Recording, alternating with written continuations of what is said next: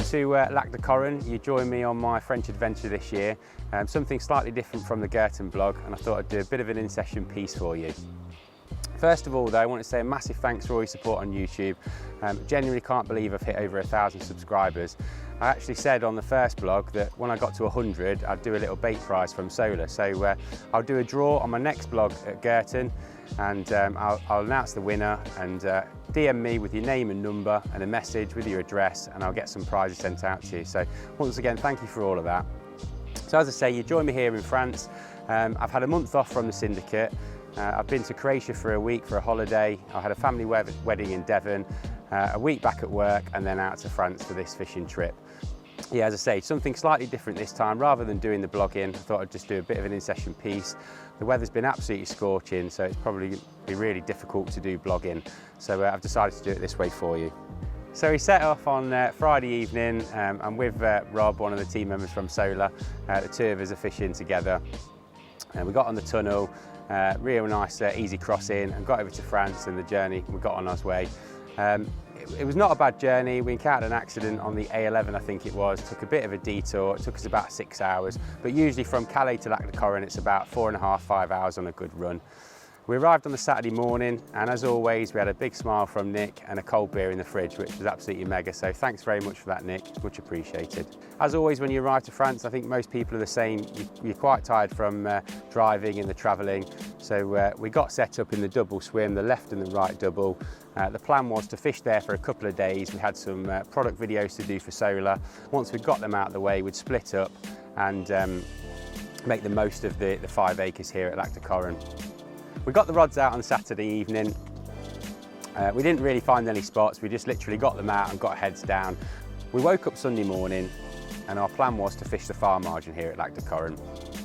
Essentially all the swims are on one side of the lake, but there is nothing stopping you from stalking on the other side, or even putting your bed chair over there. It's a little bit tight for a bivvy. But yeah, the plan was to fish the far margin, get some bait in, get the rigs cast over, and basically just watch and see what the water tells us. The next couple of days, Sunday and Monday, proved particularly difficult. The fish just didn't seem to want to feed. Despite our best efforts of stalking, trying PVA bags, we tried bottom baits, we tried pop-ups, we tried floating bread, until we changed over to the zigs and we started getting a little bit of success. Mainly success on 2.5 foot of zigs. Again, right up tight as you could get them to the tree line, and just underneath the trees which touched the water. Now that started to get us a few bites. I think Rob's rod went first with a nice common, and he also had a mirror, and followed by myself with a common and mirror. But in between that, we were losing a number of fish. We couldn't quite work out why. We were fishing 15-pound zig line, we were fishing big hooks, size 6 and size 4s. We did start off on 8s, but we actually caught on 8s, but then started to lose some fish. We played around with the hook lengths from 1 foot right up to 2, 3, 4 foot. But you know, we eventually decided that the zigs weren't the method to fish on, albeit that was the only method that were getting bites. It wasn't really that safe to continue to fish in them. The amount of fish that we were losing versus what we were landing, we just didn't feel that was right. Fortunately for us, Nick has also got another water called Lac Solace, and he allowed us to do a 24-hour night on there. So it allowed us to get some bait in here at Lac de Coron, and just give the fish a break and think about what we were going to do when we came back. But we were eager to get up to Lac Solace. There's some unbelievable fish in there, and that is really going to be a serious water over here in France. And we were absolutely privileged to get up there. So Nick and Sharon, thank you very much for letting us up Lac Solace. We arrived up there actually on the Monday evening. We went and put some bait in. Nick kindly let us walk out into the water. Most of it's between 3 and 4 foot deep. I think maybe a little bit deeper in certain areas, but you can walk most of the lake. We took a prodding stick with us, and we were able to find some hard spots within the clay and the silt. Put the marker in and baited up. I chose to bait it up with 10 kilo of red herring and club mix, and I literally just spread it out on a hard spot that I found. And the plan was to fish 2 rods on that hard spot. Rob did the same, found a piece of water, and put also 10 kilo in a mixture of club and red herring. So that was the baiting up done on the Monday night. We got back to Coron, we fished the Monday night without any success. Rob did lose a chunk, and the view was then to fish the Tuesday morning, which we did, and get back up to Solace for the evening. So we arrived there Tuesday afternoon. We got the rod straight out on the baited spot. We didn't wade out to disturb it. We could see where the markers were. We casted the markers and literally just spread another 50, 60 baits. Within the first 3 hours, you could clearly see that the fish were on the bait and there was loads of fizzing and bubbling going on. And it was only a matter of time before we got a bite. And fortunately for me, it was my right-hand rod that ripped off. It was a typical big fish bite with a little beep, a second bleep, and then an absolute one-toner. As soon as I hit into the fish, I knew it was a proper one. And I could hear Nick shouting from the other side of the lake saying, "Is it a proper one?" Because there are some smaller fish in there and some wild fish as well. So yeah, I knew straight away it was a good fish, and I just wanted to concentrate and get this fish in. We had studied some of the stock prior to going to Solace, so we had our eyes on a few fish, and one of the character fish of the lake was the gerbil, which it does like its boilies and it does get caught, but after a long intense battle we pulled the net, and it was the gerbil, and we had a real good laugh, me and Rob, because we just really wanted to catch it, because it is a character fish. It's a bit of a wrinkly one, and it clearly does love its bait. So yeah, that was actually a new PB in France for me, 46.12 I think it was. So yeah, I was absolutely buzzing and over the moon, and that just set us up for the evening. The bite came about 9:30, 10 o'clock, and after that we witnessed a lunar eclipse, which was absolutely unbelievable. The lake was just so light all night, really nice to see, and it's such an intimate venue, so it's quite a special evening that. We didn't actually have anything during the evening, although we did hear a few crashes, but we got our heads down and woke up in the morning to see the lake on fire. The fish were just fizzing and feeding in the middle part of the section, and Rob just had his rod slightly to the right, and it was literally a matter of time before those rods were going to go off, and sure enough, again, typical big fish bite, beat, and an absolute one-toner. Rob hooked into it and he just turned around and he went, "This is really big," and we just sort of went quiet for a little while. I put my waders on and got out on net duties. There's a couple of exciting moments in there. Probably pinged off its fins 4 or 5 times. At one point, Rob wasn't actually even looking. So after an epic battle, and it genuinely was, and I know a lot of people use that word epic, but it really was an epic battle. And over the net cord rolled an unbelievable mirror, 47 pounds plus. I'll put the photo up in this little piece here for you, and I'm sure you agree, a stunning fish.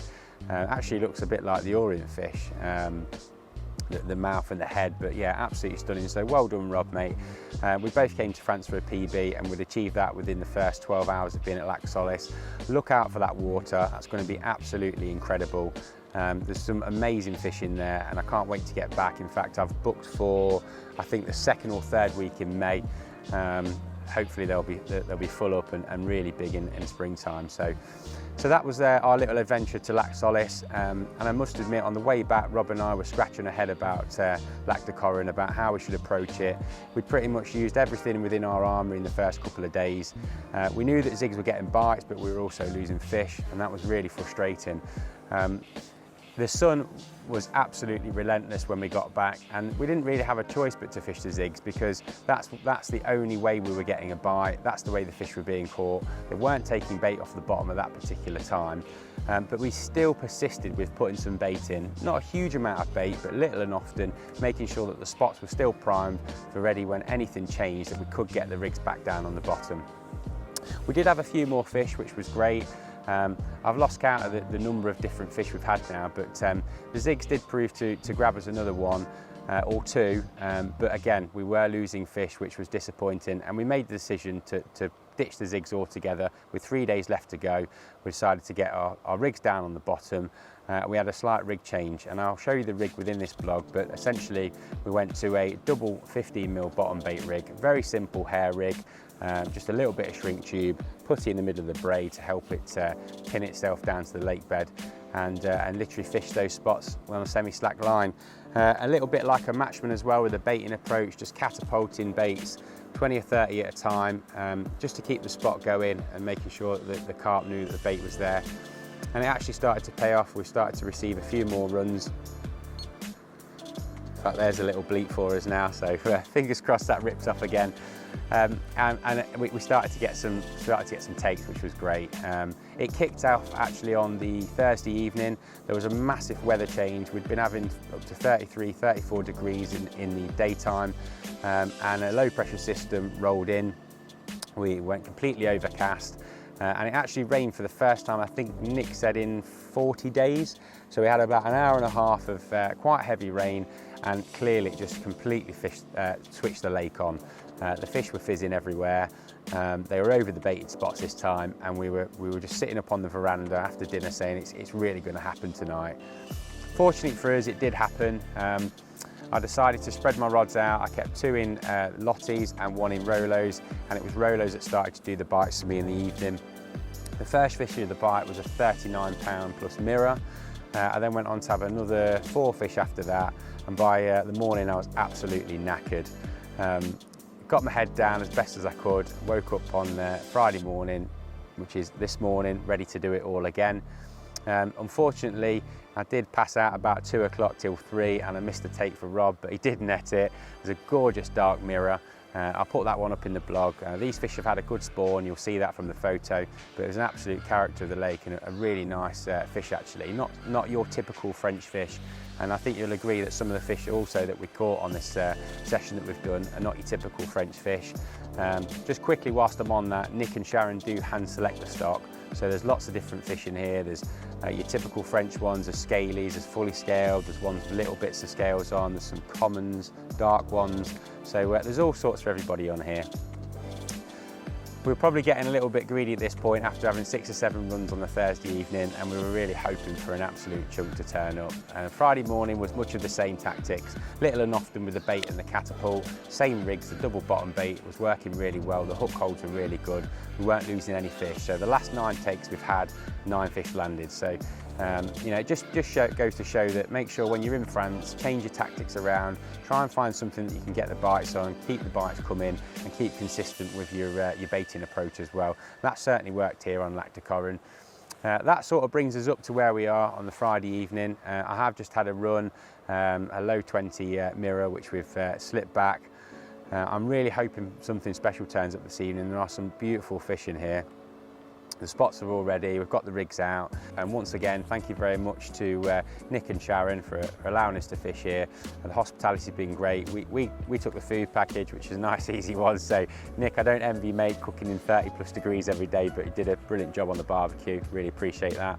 But yeah, we have still got a few hours left. We've got to pack up and be off site by 10 o'clock. I'm sure there'll be some more guests arriving. So if I don't do any more piece of the camera, you'll know that we didn't get anything else. And you'll see me next at Caron when I announce the winner of the soda prizes. So yeah, please like and subscribe, guys. Thanks very much for all your support on the blog.